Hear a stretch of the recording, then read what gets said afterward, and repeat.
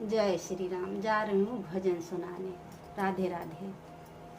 सोने की थरिया माजे ओला परस्यो राम, जौना ना जिया वैया जुअद गे रे तीरे, आवत हैं राम हो धनुष लिहा धीरे धीरे, आवत हैं राम हो धनुष लिहा धीरे धीरे, झांझर गेड़ुआ गंगा जल पानी रामा, गेड़ुआ ना घूटैया जोधिया के रे तीरे, आवत हैं राम हो धनुष